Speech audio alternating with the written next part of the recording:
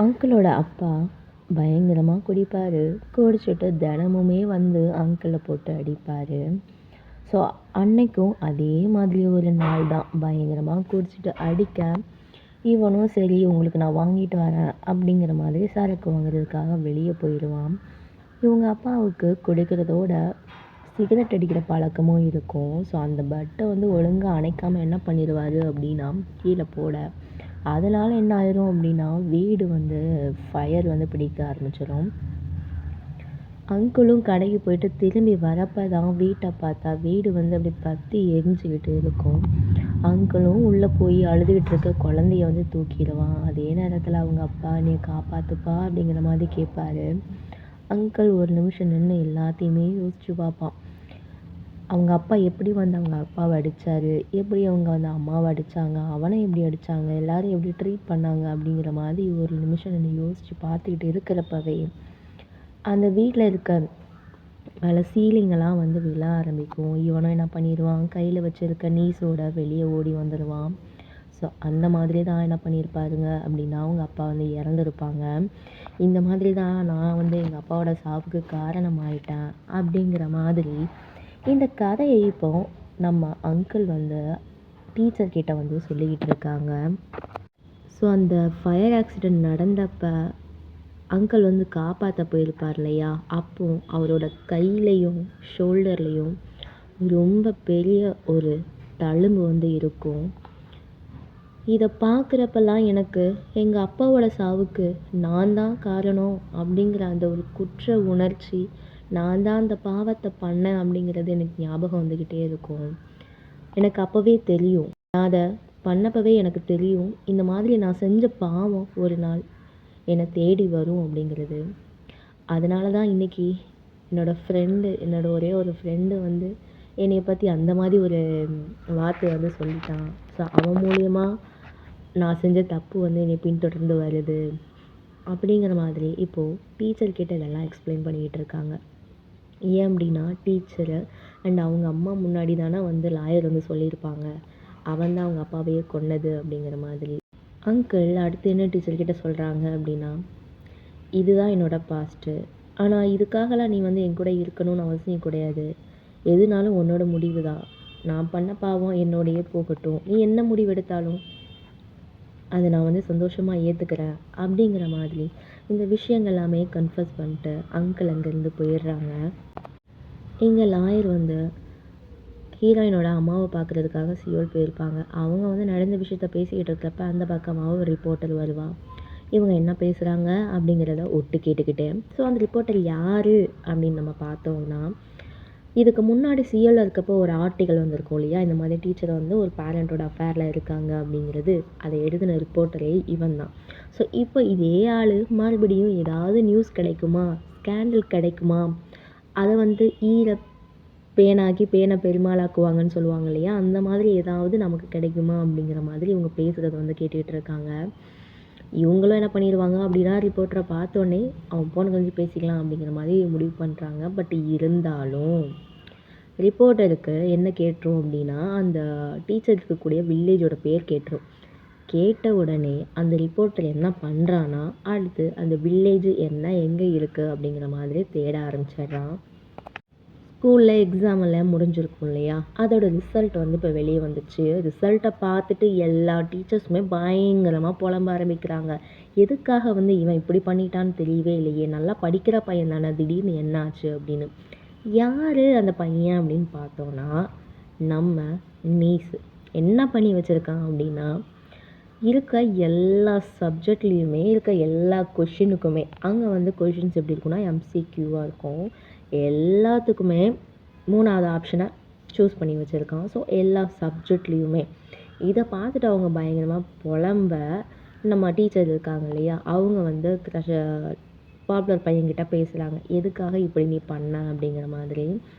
அவன் என்ன சொல்கிறான் அப்படின்னா, அவன் ஆக்சுவலாக இது வந்து க்ரஷ்ஷுக்காக தான் பண்ணியிருப்பான். டீச்சர்கிட்ட என்ன சொல்லுவான்னா, இல்லை அந்த க்ரஷ் வந்து என்னோட அதிகமாகவே ஹார்ட் ஒர்க் பண்ணுறான், அவளுக்கு தானே நியாயப்படி இந்த ஃபஸ்ட் ரேங்க் போகணும், ஆனால் நான் ஒவ்வொரு வாட்டியுமே இதை எடுத்துக்கிட்டு இருக்கேன், எனக்கு இது என்னமோ அன்ஃபேர் மாதிரி தோணுச்சு அப்படிங்கிற மாதிரி சொல்ல, டீச்சர் என்ன சொல்கிறாங்க அப்படின்னா, நீ 3rd ஆப்ஷன் சூஸ் பண்ணது வந்து அவங்களுக்கு பண்ணுற ஃபேருன்னு நினைக்கிறியா? இப்போ அவ வந்து நல்லா கஷ்டப்பட்டு ஒர்க் பண்ணுறா. இருந்தாலுமே உன்ன அவளால பீட் பண்ண முடியலன்னா, நீ என்ன பண்ணியிருக்கணும்? அவளுக்கு ஹெல்ப் பண்ணியிருக்கணும். இன்னும் பெட்டரா படிக்கிறதுக்கு ஹெல்ப் பண்ணியிருக்கணும். அத விட்டுட்டு இப்போ ஒண்ணு பண்ண பார்த்தியா? இதுதான் நீ வந்து அவளுக்கு பண்ற அன்ஃபேரு. அதனால இது திருத்திக்கோ. இந்த மாதிரி பண்ணாத. நான் வேணா இத பத்தி உங்க அங்கிள் கிட்ட பேசட்டுமா? அப்படிங்கிற மாதிரி டீச்சர் வந்து கேட்குறாங்க. இத கேட்ட உடனே ஃபேமஸ் பையன் என்ன சொல்றான்னா, "இல்ல, இல்ல. அங்கிள் கிட்ட இப்ப பேசாதீங்க. நீங்க பேசுறதுக்கு முன்னாடியே நான் அங்கிள் கிட்ட இத பத்தி பேசிர்றேன். நான் வந்து அவங்க கிட்ட ஃபர்ஸ்ட்டா சொல்லணும்னு நினைக்கிறேன். அதனால நான் சொல்லிர்றேன்." அப்படிங்கிற மாதிரி டைம் கேட்டுட்டாங்க. அந்த கிளம்பலாம். அடுத்த நாள் அங்கிளோட சிஸ்டர் இருக்காங்க இல்லையா? அவங்க வந்து அங்கிள பார்க்க வராங்க. பார்த்து அவங்க என்ன சொல்லறாங்க அப்படின்னா, "நீ இன்னுமே அப்பாவோட சாவுக்கு நீ தான் காரணம்னு நினச்சுக்கிட்டு இருக்கியா? அப்படி நினச்சுக்கிட்டு இருந்தனா, அப்படி நினைக்காத. உன்னால கிடையாது. இதெல்லாம் வந்து கடவுள் பண்ணது. நம்ம அப்பா நமக்கு என்ன பண்ணாங்களோ, அதுக்கு கடவுள் கொடுத்த தண்டனை அது. நாம என்ன இங்க சந்தோஷமாவா இருந்தோம்? ஒவ்வொரு நாளுமே வந்து அவர்கிட்ட அடி வாங்கிட்டோம், உத வாங்கிட்டோம். அப்படிதானே நம்மளோட வாழ்க்கை போச்சு. அதனால தான் எனக்கு இந்த ஊரும் பிடிக்காம நான் இங்கேருந்து வெளியே ஓடி போனேன். அதனால அது உன்னோட கில்ட்டு. நீ தான் பண்ண அப்படிங்கிற மாதிரி நினைக்காத. உன்னோடது கிடையாது. எனக்கு இத உன்கிட்ட சொல்லக்கூட கஷ்டமா இருக்கு. நான் இத சொல்ற தகுதியில கூட இல்ல. ஏன் அப்படின்னா, என்னோட பையன உன்னோட பொறுப்பாக்கி விட்டுட்டு, உங்க 2 பேத்தையும் கண்டுக்காம என்னோட வாழ்க்கை தான் முக்கியம்னு நான் போயிட்டேன் தெரியுமா? அதனால நான் ரொம்பவே அசிங்கப்படுறேன். ஆனா இருந்தாலும், எதுக்காக உன்ன வந்து பார்த்து இத சொல்றேன் அப்படின்னா, எல்லாமே டீச்சருக்காக தான். ஆமா. டீச்சர் வந்து என்ன பார்க்க வந்திருந்தாங்க. என்கிட்ட வந்து நம்ம அப்பாவோட சாவ பத்தி நீ இன்னுமே கில்ட்டா ஃபீல் பண்ணிக்கிட்டு இருக்கிறதையும், அதே பெயின அனுபவிச்சவங்க ஒருத்தரால தான் அத வந்து கரெக்டான ரீசன் கொடுக்க முடியும் அப்படின்னு சொன்னனால தான், இப்ப நான் என்ன பண்றேன் அப்படின்னா, உன்ன வந்து பார்க்குறதுக்காக வந்திருக்கேன். அதனால நீ இன்னுமே கில்ட்டா ஃபீல் பண்ணாத. இந்த தழும்பு ஒவ்வொரு வாட்டியும் உனக்கு அப்பாவோட சாவ ஞாபகப்படுத்துதுல்ல, அப்படி நினைக்காத. இந்த தழும்பு தான் இப்போ நம்ம நீஸ் வந்து உயிரோட இருக்கிறதுக்கான காரணம். இப்போ அவன் உயிரோட இருக்கிறனால தான் நானும் கில்ட் இல்லாம நிம்மதியா அங்க இருந்துகிட்டு இருக்கேன். இப்போ அவன் மட்டும் அந்த ஃபயர் ஆக்சிடென்ட்ல இறந்திருந்தானா என்ன ஆயிருக்கும்னு பாரேன். அந்த கில்ட்டோடயே நான் வாழ்ந்திருக்க வேண்டியதா இருக்கும். அதனால அப்பாவோட சாவு உன்னால தான் அப்படிங்கிறத மட்டும் நினைக்காத அப்படிங்கிற மாதிரி அவங்க அக்கா வந்து பேசுறாங்க. இத கேட்குற அங்கிளுக்கும் என்ன ஆகுது அப்படின்னா, கொஞ்சம் ரிலீஃபா இருக்கு. சியோல நம்ம ஒரு ரிப்போர்ட்டரை பார்த்துருப்போம் இல்லையா? அவன் வந்து என்ன பண்ணிட்டான் அப்படின்னா, மோப்பம் பிடிச்சி நம்ம வில்லேஜுக்கே வந்துட்டான். டீச்சர் வேலை பார்க்குற ஸ்கூல் முன்னாடியும் இருந்து ஏதாவது எவிடன்ஸ் கிடைக்குமா அப்படின்னு பார்த்துக்கிட்டு இருக்கிறப்ப, இதை யார் பார்த்துட்றாங்க அப்படின்னா, லாயரோட ஃப்ரெண்டு பார்த்துட்றாங்க. அவனும் நேக்கா அவன்கிட்ட போயிட்டு, என்கிட்ட வந்து இந்த மாதிரி விஷயங்கள்லாம் தெரிஞ்ச ஒருத்தர் இருக்காங்க. நான் அவங்கள வந்து சியோலுக்கே கூட்டிகிட்டு வரேன். நம்ம ஏன் அங்கே பேசக்கூடாது அப்படிங்கிற மாதிரி அந்த ரிப்போர்ட்டரை டைவர்ட் பண்ணி சியோலுக்கு அமுச்சு வச்சிடுறான். இந்த விஷயத்திட்ட லாயர்கிட்ட சொல்ல, லாயர் என்ன பண்ணுறாங்கன்னா, இந்த விஷயத்த டீச்சரோட அம்மாக்கும் டீச்சருக்குமே கால் பண்ணி சொல்கிறாங்க. இந்த மாதிரி சொல்லிக்கிட்டு இருக்கிறப்ப இதை நம்ம அங்கிள் கேட்டுடுறாரு. அவர் கேட்ட உடனே என்ன பண்ணுறாங்க அப்படின்னா, டீச்சரோட வீட்டில் சில பாடி கார்ட்ஸ்லாம் வாட்ச் பண்ண சொல்லிவிட்டு அங்கிளும் இப்போ லாயரும் என்ன பண்ணுறாங்க, சியோலுக்கு வந்து கிளம்புறாங்க. எதுக்காக அப்படின்னா, அந்த ரிப்போர்ட்டரை மீட் பண்ண. அவங்களும் என்ன பண்ணுறாங்க அப்படின்னா, அந்த நியூஸ் கம்பெனிக்கு போயிடுறாங்க. போயிட்டு இவங்க ஆல்ரெடி என்ன பண்ணியிருப்பாங்கன்னா, இந்த மாதிரி ஆர்டிக்கலை வந்து நீங்கள் பப்ளிஷ் பண்ணக்கூடாது. அது வந்து ஒரு கேஸ் வந்து நடத்த போகிறோம் அப்படிங்கிற மாதிரி கோர்ட்லேருந்து ஒரு ஆர்டரை வந்து கொண்டு வந்திருப்பாங்க. பட் இந்த ஆர்டர் கொடுத்தாலுமே அந்த நியூஸ் கம்பெனியோட விஷ் தான் ஆர்டிக்கலை வந்து ரிலீஸ் பண்ணுறதும் பண்ணாததும்.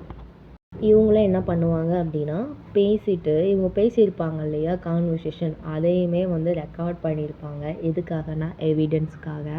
ஏன்னா பேசுகிறப்ப அந்த லீடு வந்து பயங்கரமாக வாய் விட்டுருப்பேன். என்ன அப்படின்னா, நாங்கள் ரிப்போர்ட்டர்ஸ் எப்போவுமே வந்து உண்மையை அப்படியே சொல்ல மாட்டோம். கொஞ்சம் பூசி மெழுகி தான் சொல்லுவோம். அப்போ தான் எங்களுக்கு வந்து டிஆர்பி ரேட் வந்து எகுரும் அப்படிங்கிற மாதிரியெல்லாம் வார்த்தையை விட்டுருப்பாங்க. ஸோ இது எல்லாமே வந்து எவிடன்ஸ்க்கு ஆகும் அப்படிங்கிற மாதிரி ரெக்கார்ட் பண்ணியிருப்பாங்க நம்ம அங்கிள். இப்போ அந்த ரிப்போர்ட்டர்ஸை பார்த்துட்டு இவங்க 2 பேருமே என்ன பண்ணுறாங்க அப்படின்னா, சியோலேருந்து கிளம்புறாங்க. இப்போ க்ரஷ் தான் ஃபர்ஸ்ட் ரேங்க் எடுத்துட்டா இல்லையா? ஸோ அதனால் நம்ம வெளியே சாப்பிட போகலாம் அப்படிங்கிற மாதிரி நம்ம ஃபேமஸ் பையனும் க்ரஷ்ஷும் வெளியே சாப்பிட போகிறாங்க. அவங்க சாப்பிட்டுக்கிட்டு இருக்க இடத்துக்கு யார் வராங்கன்னா, டீச்சரும் அந்த 2 ட்வின்ஸும் இருப்பாங்க இல்லையா? அவங்கள கூட்டிகிட்டு வந்திருப்பாங்க. இவங்க பேசிகிட்டு இருக்கப்ப இந்த மாதிரி பார்த்தியா, ஏன் உன் ஃப்ரெண்ட் அப்படி பண்ணிட்டான், எல்லாத்துலேயுமே தேர்ட் ஆப்ஷனை சூஸ் பண்ணி வச்சுருக்கான் அப்படிங்கிற மாதிரி பேசிடுவாங்க. அப்போ தான் க்ரஷ்ஷுக்கு தெரியும், இவன் வந்து எல்லா சப்ஜெக்ட்லேயுமே 3வது ஆப்ஷனை சூஸ் பண்ணி வச்சுருக்கான், அதனால தான் நமக்கு ஃபர்ஸ்ட் ரேங்க் கிடச்சிது, நம்ம படித்ததுனால இல்லை அப்படிங்கிற மாதிரி அவளுக்கு தெரிய வரும். இது தெரிஞ்சோடனே ஏன் இப்படி பண்ண, எதுக்காக இப்படி பண்ண, எனக்காக தான் இதை பண்ணியா அப்படிங்கிற மாதிரி அவள் ரொம்ப டிசப்பாயின்மெண்ட்டாக அதை வந்து கேட்க அவனுக்கு வந்து என்ன பதில் சொல்லன்னு தெரியாது. நம்ம அங்கிளும் லாயரும் இப்போ சியோலுக்கு வந்துக்கிட்டு இருக்காங்க இல்லையா, அந்த ரைடில் லாயர் வந்து அங்கிள் கிட்ட பேசுகிறான். என்ன அப்படின்னா, நான் அன்னைக்கு சொன்னது நீ தான் உங்கள் அப்பாவை கொன்ன அப்படிங்கிறது அது உண்மை கிடையாது. ஆனால் நான் எதுக்காக அப்படி சொன்னேன்னா, நான் ஸ்கூல் படிக்கிற டைமில் நீ மட்டும்தான் எனக்கு ஒரே ஒரு ஃப்ரெண்டு, நீ மட்டும்தான் நான் அப்போ இருந்தேன். ஆனால் திடீர்னு நீயும் ஒரு நாள் காணாமல் போயிட்ட. என்னால் வந்து அந்த இழப்பை வந்து ஏற்றுக்க முடியலை, எப்படி வந்து அதை ஏற்றுக்கிறதுன்னு தெரியலை. அதை ஏற்றுக்கிறதுக்கு ஒரே வழி நான் உன்னை வெறுக்கிறது தான். நான் உன்னை வந்து வெறுக்கிறதுக்கு காரணம் தேடிக்கிட்டு இருந்தேன். அப்போ தான் உங்கள் அப்பாவும் இறந்துட்டாரு. அப்போ தான் எனக்கு தெரிய வந்துச்சு அந்த காசும் அங்கே இல்லை அப்படிங்கிற மாதிரி. அதனால் என்ன நானே வந்து ஏமாற்றிக்கிட்டேன், நீ தான் உங்கள் அப்பாவை கொன்னுட்டு அந்த பணத்தை எடுத்துகிட்டு ஓடிட்ட அப்படிங்கிற மாதிரி.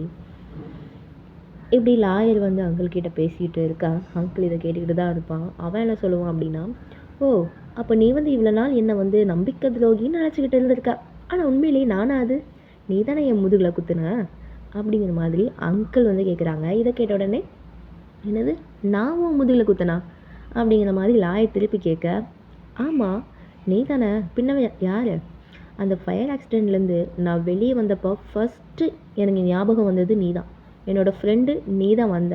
அப்போது வேறு நான் எதை பற்றியும் யோசிக்கல, ஒன்றை பார்க்க தான் உங்கள் வீட்டுக்கு நான் வந்தேன்.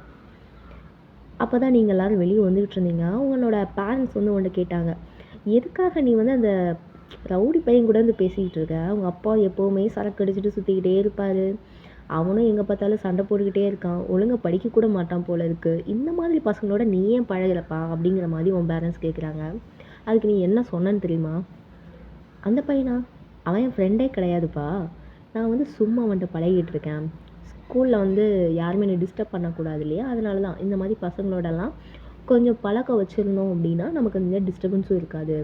நீங்கள் என்ன பேசுகிறீங்க, அவன் வந்து என்னை விட ரொம்பவே கீழே, அவனையும் என்னையும் எப்படிப்பா ஃப்ரெண்ட்ஸுன்னு கம்பேர் பண்ணுறீங்க அப்படிங்கிற மாதிரி நீ உன்னோட பேரண்ட்ஸ் கிட்ட பேசிகிட்டு இருந்த. அப்போ தான் நான் ஒன்று முடிவு பண்ணேன், இந்த மாதிரி இனி ஒருத்தர் வாயிலிருந்து எந்த ஒரு வார்த்தையும் நம்ம கேட்கக்கூடாது, அதுக்கு நம்ம நல்லா வாழணும், நல்லா சம்பாதிக்கணும்னு நான் முடிவு பண்ணேன். நீ எனக்காக கொடுத்த அந்த பணத்தை எடுத்துக்கிட்டு நான் வந்து வேலை பார்க்க ஆரம்பித்தேன், என்னோடய நீஸையும் நல்லா பார்த்துக்க ஆரம்பித்தேன் அப்படிங்கிற மாதிரி அங்கிள் வந்து நடந்த விஷயத்த வந்து சொல்லுவான். இதை கேட்குறப்ப யாருக்கா இருந்தாலும் ஒரு ஃபீலிங்காக இருக்கும் இல்லையா, சரி நீ என்னை பற்றி நான் இப்படியே நினச்சேன் அப்படிங்கிற மாதிரி. பட் அங்கிள் லாயர் வந்து சிரிப்பான்.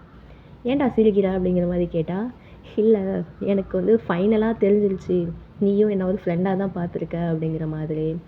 எனிவேஸ் நான் அந்த பணத்தை வந்து எதுக்காக வாங்கினேன்னா உனக்காக தான் வாங்கினேன். நீ அதை வந்து உன் படிப்புக்கு செலவு பண்ணியோ இல்லை உன்னோட நீஸை பார்த்துக்க செலவு பண்ணியோ எப்படியோ நீ வாழ்கிறதுக்கு ஒரு வழியை கண்டுபிடிச்சிட்டல, அது வரைக்கும் எனக்கு போதும். அதுக்காக நான் எத்தனை வாட்டினாலும் என்னோடய பேரண்ட்ஸ்கிட்ட உன்னை பற்றி தப்பாக பேசுவேன், ஏன்னா எனக்கு வந்து அந்த டைமில் பணம் வாங்குறதுக்கு வேறு வழி கிடையாது, அதனால தான் அப்படிங்கிற மாதிரி. இவங்களோட ஆக்சுவலாக எங்கள் ஃப்ரெண்ட்ஸு, ஆனால் இருந்தாலும் வந்து ஒரு மிஸ் அண்டர்ஸ்டாண்டிங்கில் வெளியே எனிமீன்ஸ் காட்டினாலும் ஸ்டில் ஃப்ரெண்ட்ஸாக தான் ஃபீல் பண்ணிக்கிட்டு இருந்தாங்க. இப்போ அவங்களுக்கு இடையில இருந்த அந்த மிஸ் அண்டர்ஸ்டாண்டிங் கம்ப்ளீட்டாக காணாமல் போயிடுச்சு. மறுபடியும் அவங்க ரியல் ஃப்ரெண்ட்ஸாகவே மாறிட்டாங்க. இப்போ அந்த விஷயம் முடிஞ்சு இவங்க வந்து வில்லேஜுக்கும் ரீச் ஆகிடுறாங்க. அங்கிள் வந்து டீச்சரை பார்க்க வராங்க.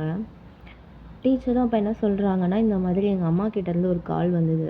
அவங்க என்ன சொன்னாங்க அப்படின்னா, நாளைக்கு எப்படியும் அந்த ஆர்டிக்கிள் வந்து வெளியே வந்துடும், அதனால் ஃபோனை ஸ்விட்ச் ஆஃப் பண்ணிடு, கமெண்ட்ஸ் எதுவுமே வாசிக்காத, ஏன்னா 100 பேர் உன்னை சப்போர்ட் பண்ணலாம், ஆனால் ஒருத்தர் பண்ணுற ஹர்ட் கமெண்ட்டால் நீ ரொம்பவே கஷ்டப்படுவ, நல்லா சாப்பிடு, நல்லா தூங்கு, நீ சொன்ன தெரியுமா உன் பாய் ஃப்ரெண்டு அவனை கூட அவங்க கூட வந்து ஸ்டே பண்ண சொல்லு, பார்த்து இருந்துக்கம்மா அப்படிங்கிற மாதிரி அவங்க அம்மா வந்து சொல்கிறாங்க. ஏன் அப்படின்னா அவங்க வந்து ஒரு ஆக்ட்ரஸ் இல்லையா, எவ்வளோ ஸ்கேண்டல்ஸ் வந்து அவங்க பார்த்துருப்பாங்க. ஸோ அதை வந்து நம்ம பொண்ணு எக்ஸ்பீரியன்ஸ் பண்ணக்கூடாதுன்னு அவங்க அம்மா சொல்ல, அப்போ தான் வந்து நம்ம டீச்சருக்கு வந்து புரியும். சரி இதனால தான் வந்து அம்மா வந்து அந்த கேஸ் வந்து பண்ண வேண்டாம். ஏன்னா நிறைய ஸ்கேண்டல்ஸ், ஆர்டிகல்ஸ் வரும். அது வந்து இதை விடவே கஷ்டமாக இருக்கும். நம்மளை பற்றி தான் யோசிச்சிருக்காங்க. அந்த டைமில் அவங்க ஸ்டேட்டஸை பற்றி யோசிக்கலை அப்படிங்கிற மாதிரி டீச்சர் வந்து புரிஞ்சுக்கலாம். இதை வந்து அங்கிள்கிட்ட சொல்கிறப்ப அங்கிளும் எல்லா அம்மாவும் அப்படி தான், நீ வந்து ஃபீல் பண்ணாத அப்படிங்கிற மாதிரி சமாதானப்படுத்துகிறான். அப்படியே அந்த நாள் நைட்டு வந்து போகுது. அடுத்த நாள் அந்த ஆர்டிக்கல் ரிலீஸ் ஆகிடுது. ஸோ ஊரில் இருக்க எல்லாருமே, ஸ்டூடெண்ட்ஸ், ஸ்கூலில் இருக்கிறவங்க எல்லாருமே வந்து டீச்சரை பற்றி தான் பேசுகிறாங்க. அந்த அஃபேர் அண்ட் ஆர்டிக்கலை பற்றி தான் பேசிகிட்டு இருக்காங்க. நம்ம அங்கிளும் காலையில் வீட்டில் கண்முழிச்சு பார்க்குறான். ஆனால் வீட்டில் டீச்சர் இல்லை. டீச்சர் வந்து எங்கே போனாங்க அப்படிங்கிறதையும் காட்டலை. இந்த எபிசோடை இங்கேயே முடிக்கிறாங்க. என்ன ஆச்சு அப்படிங்கிற மாதிரி அடுத்த எபிசோடில் பார்க்கலாம். அது வரைக்கும் have a nice day guys.